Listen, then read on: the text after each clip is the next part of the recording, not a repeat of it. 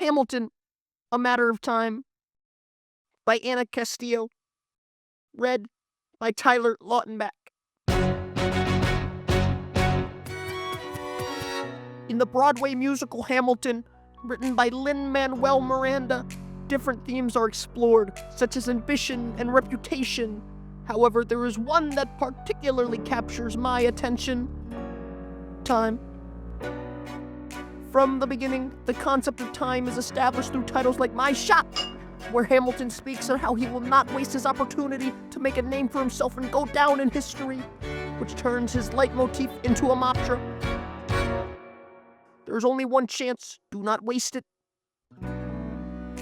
In this way, Hamilton's character is presented as someone who is always thinking 3 steps ahead, with hundreds of plans for the newly established nation, and the many odds against him. The way Miranda shapes the life of the Founding Father shows that his greatest antagonist was not Thomas Jefferson or Aaron Burr, sir, but rather the time at his disposal, sir.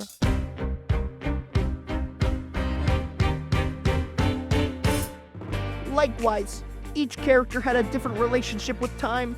Hamilton tries to win the race by writing like he's running out of time.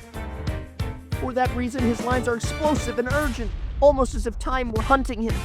That is why the use of rap as a narrative tool is not merely a modern stylistic device, but an auditory representation of his temporal anxiety.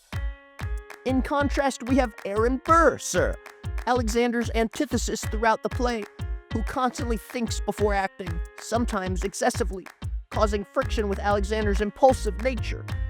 Burr has a different perspective. Unlike Alexander, he already has a legacy to protect, as he mentions it in Wait For It, which perfectly expresses his philosophy. Do not take a false step. While Hamilton risks the present for a glorious future, Burr protects the present to secure the future. Nonetheless, the character with the most complex relationship with time is Eliza Schuyler Hamilton. The greatest distinction is that, unlike the rest of the characters, Eliza never raps. Her rhythm is measured and unhurried. If Hamilton runs against time and Burr stretches it, Eliza simply embraces it. The song that encapsulates this idea perfectly is Who Lives, Who Dies, Who Tells Your Story, which functions as the central axis of the entire work. No one has absolute control over who lives or dies, and there is always the constant question of who will carry your legacy. When George Washington admits that you have no control, the musical underscores that death is inevitable and that we are all running against the same clock.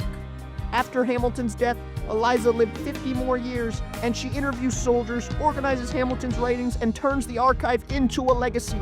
Hamilton had talent, ambition, and political vision, but he did not have enough time. Eliza, on the other hand, received more time and used it to do what he could not: establish an orphanage. I established the first private orphanage in New York City. Raise funds for monuments and speak out against slavery. Additional time is the opportunity that Hamilton could not take advantage of. When Eliza asks herself, When my time is up, have I done enough? Will they tell your story? the focus shifts. It is no longer about Hamilton's legacy, but about her own.